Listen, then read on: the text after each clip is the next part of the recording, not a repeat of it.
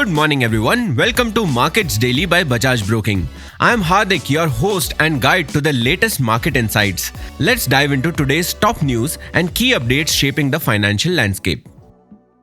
First on the news is GR Infraprojects receiving a letter of acceptance LOA worth 1,885.6 crore rupees from Maharashtra State Road Development Corporation.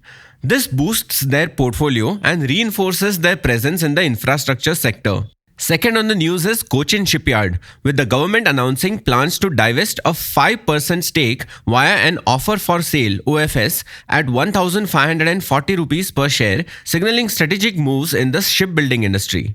Thirdly, AdaniEnterprises raised 4,200 crore rupees through a qualified institutional placement QIP, with Quant Mutual Fund acquiring nearly half of the shares, further strengthening the company's financial position.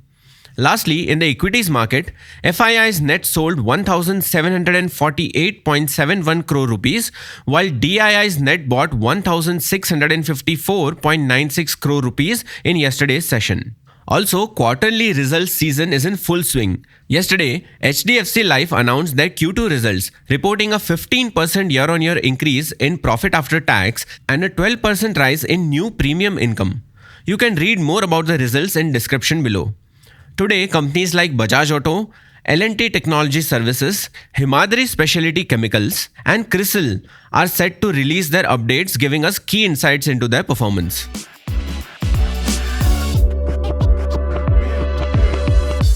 Now, turning our focus to the Indian markets, GIFT Nifty suggests a negative opening for the Indian market and is likely to consolidate in the broad range of 24,940 to 25,350.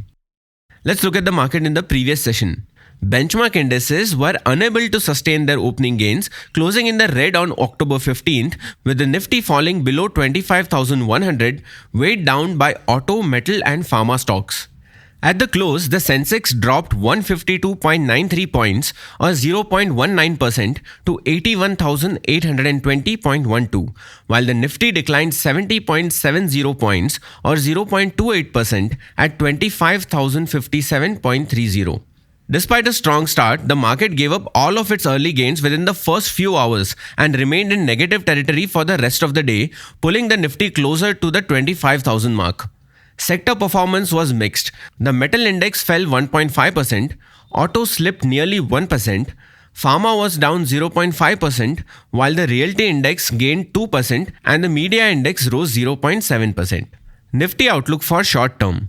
The index has formed a dark cloud cover candle on the daily chart, signaling selling pressure at higher levels around 25,200 to 25,250 levels. Nifty on Tuesday's session reacted lower from the upper band of the last 7 sessions range.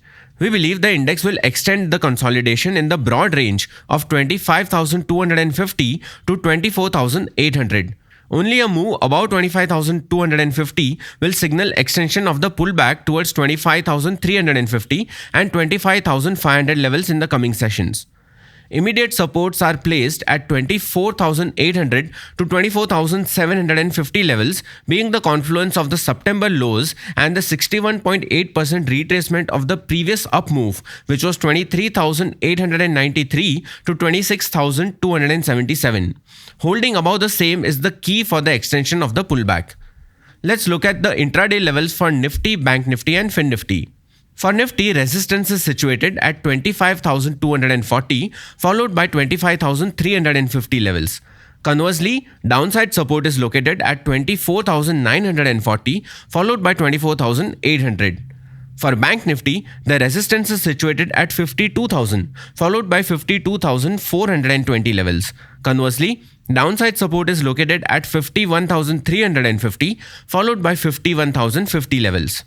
For Fin Nifty, resistance is situated at 24,040, followed by 24,225 levels. Conversely, downside support is located at 23,520, followed by 23,250.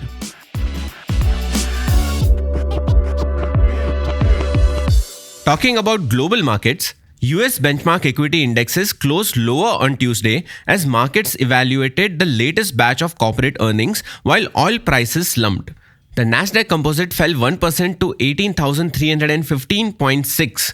The Dow Jones Industrial Average and the S&P 500 dropped 0.8% each to 42,740.4 and 5,815.3 respectively, both retreating from Monday's record closings. Among sectors, energy saw the steepest decline, down 3%.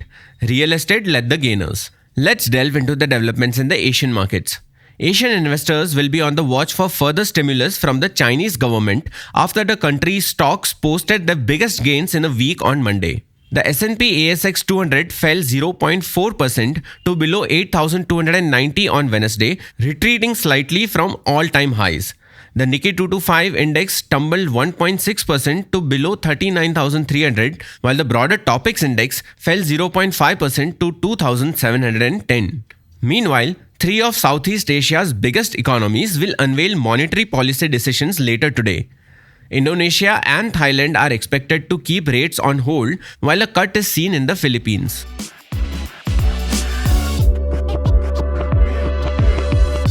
Taking a closer look at the derivative data, let's analyze the insights into Nifty, Bank Nifty and Fin Nifty options for today's trading session.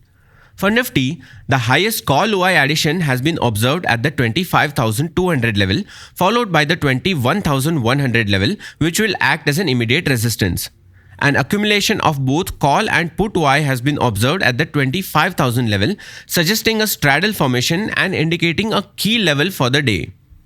According to option chain analysis, the immediate range for weekly expiry is between 25,000 and 25,200. A break on either side of this range will likely trigger further directional movement. The Nifty put-call ratio has declined by 0.13 and is now positioned at 0.90. For Bank Nifty, the highest call OI has been observed at the 52,000 level, which will act as immediate resistance for the weekly expiry. On the other hand, major put OI has been noted at the 51,000 level, which will act as crucial support for the day. According to option chain analysis, dominance of call writers can be observed above the 52,000 level, suggesting limited upside potential. For the weekly expiry, Bank Nifty is likely to consolidate between 52,000 and 51,000 levels. The Bank Nifty put-call ratio has declined by 0.13 and is now positioned at 0.77. The max pain level stands at 51,800. And that's all for today. To delve deeper into today's market insights and analysis, check out the caption below. See you tomorrow for more updates. Investments in the security markets are subject to market risk. Read all related documents before investing.